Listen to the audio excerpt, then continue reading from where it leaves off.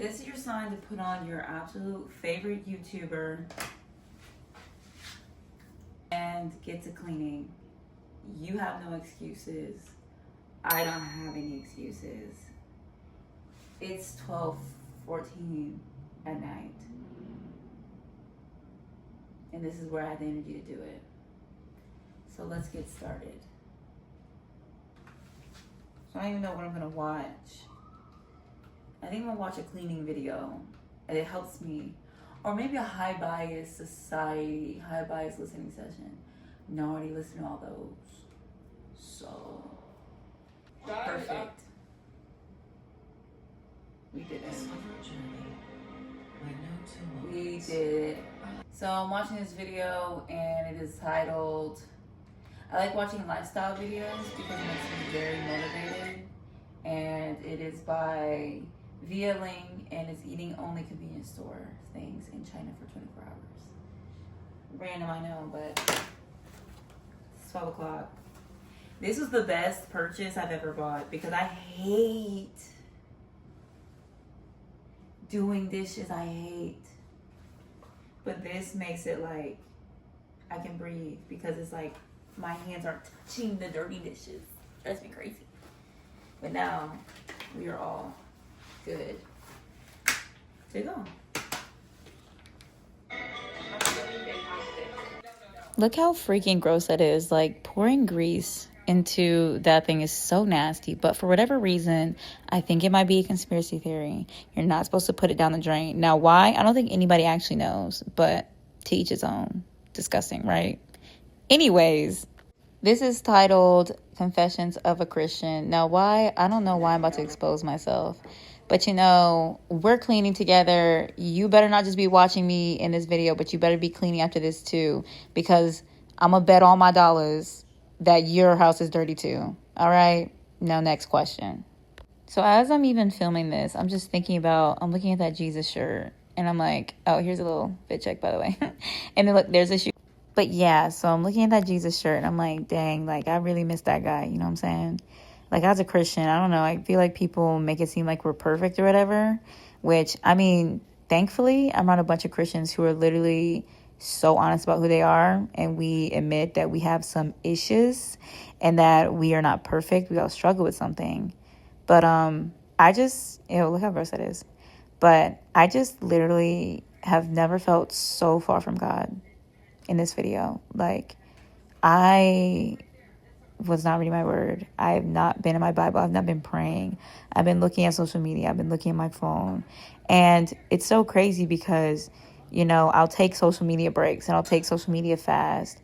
And then after I'm done, I feel so great. And I feel like I can combat my addiction to my phone. And then as soon as I get back on socials, because I feel called to socials for whatever reason, I'm back at it. I'm back at looking at what everybody else has to do. And why is that? Why do I feel like I have to know what everyone else is doing?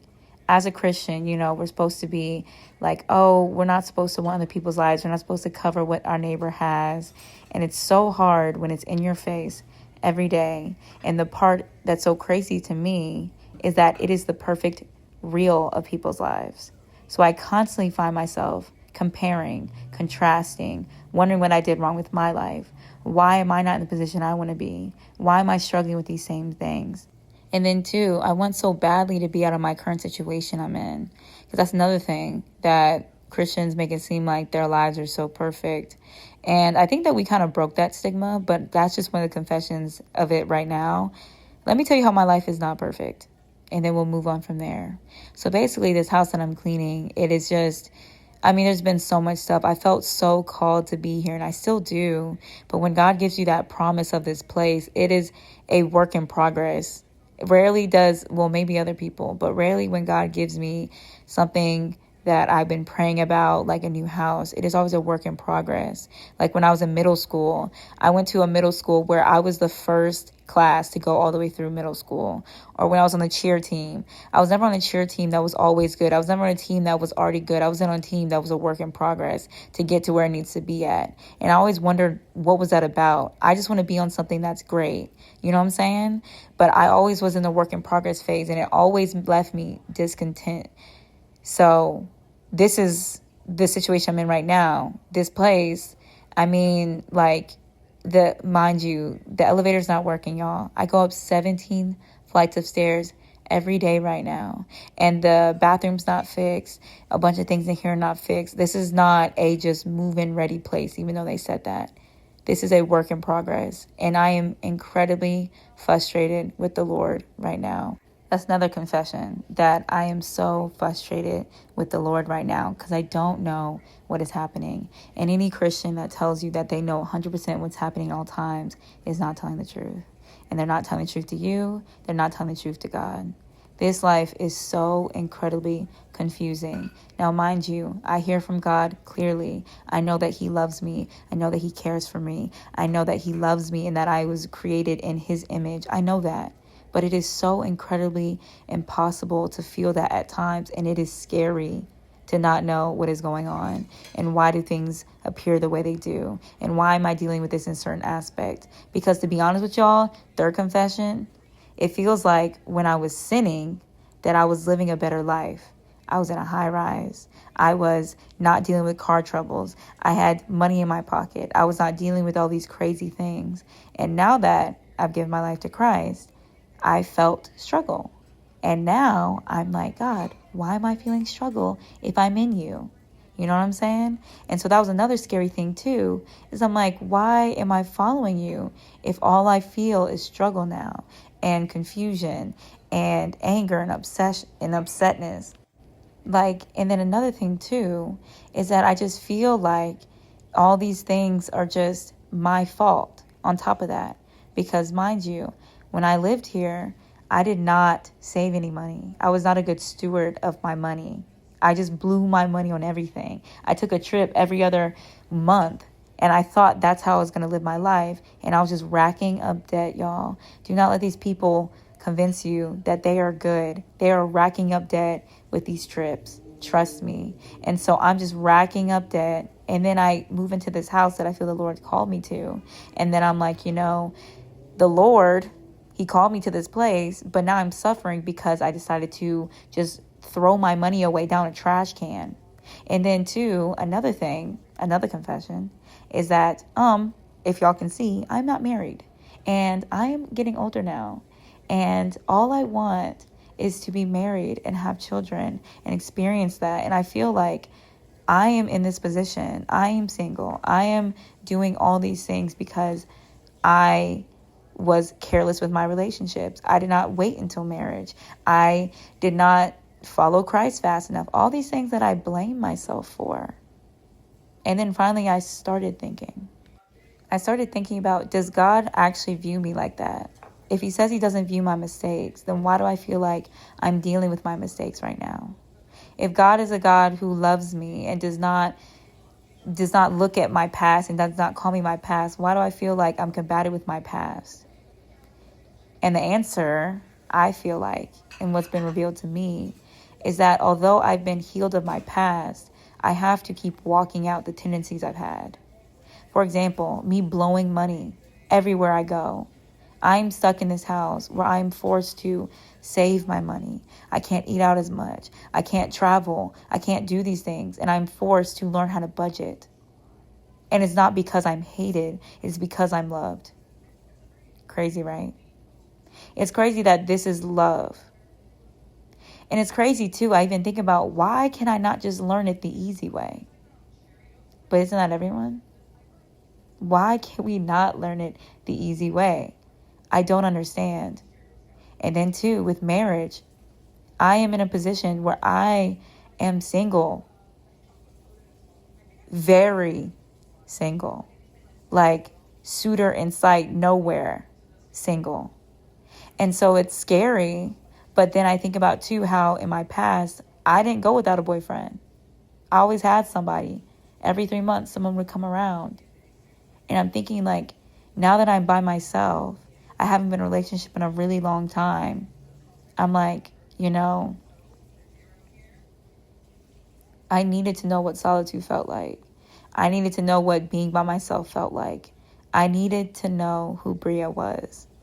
And there was no way I could learn who Bria was if I was constantly chasing after who other people were. if I constantly was assimilating to how my boyfriends acted, if I constantly put on to make sure they loved the best version of me and made sure that I did not ever anger them or frustrate them, but they only saw me as a perfect person. Crazy, right? How am I supposed to be with anyone and be true to anyone if I'm putting on a show, putting on a facade? How does that work? So now it's all like, okay, so everything is working out for my good. Why can I not see that? Why is it so incredibly hard for me to see that all this stuff is happening for a reason? And I realized it's because my feelings feel so incredibly real. That's the thing.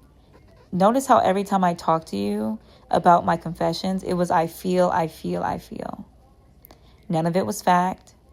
None of it was, oh, I am dealing with this and for a fact I'm not loved by God or this or that. It was all feeling. Look how dangerous feelings are. They are so necessary in letting you know what is going on, a trigger of what is going on inside, but it's not fact. Feelings are literally not fact. I've had to learn that the hard way.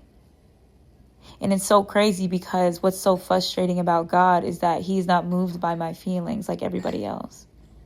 If something hurts and someone's hurting me or pushing me too hard, I cry, they let up. God does not.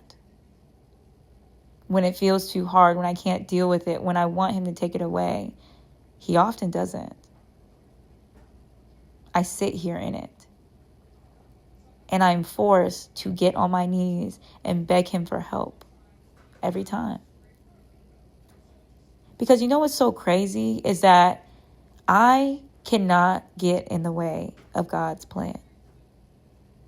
My tears, as much as he cares about my tears, as much as he comes to me and comforts me in my feelings, he will never let my feelings come over his plan. And that's something that I agree to. So that's why my life does not look like it did when I did not know Christ. Because one thing that Christ does is that he does not let you stay as you were. I am constantly praying to Christ that I have a business, that I have income, that I become able to travel anywhere I want to and not have to work a 9 to 5. And I constantly ask God for a marriage that is true and loved. And all my life, every time I was in a relationship, they just wanted me for how I looked, for my body, for what I could do for them. But they didn't want me for me. They didn't even know who I was. They didn't even like anything about me. They didn't like to do the same stuff as me. They just did stuff because I liked it and they wanted something from me, which was usually sex. So if I'm asking for those things, I have no idea what it looks like to gain them. I have absolutely no idea what it looks like to be on the other side and to not have to experience those things. I do not know for my own self. My parents are in a wonderful marriage, but I do not know what marriage is like. And I do not know what it's like to budget and have money saved and have a wonderful income where I don't have to do all these things at my job. I don't know what that's like.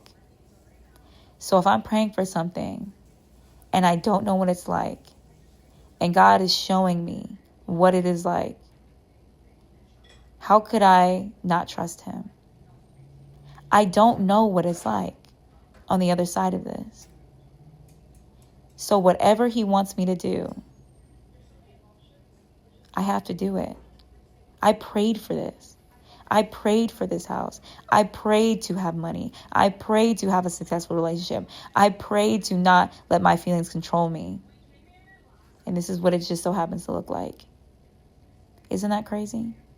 So when I doubt God, which I have often, which I have repented for, I have to go back to him because there's nowhere else for me to go. I asked for this. I prayed for this. And to be any type of successful, any type of understanding myself, any type of living a happy life, a joyous life that lasts, I got to let him work on me. And as painful as it is, as hard as it is, I have to let him work on me because I prayed for this.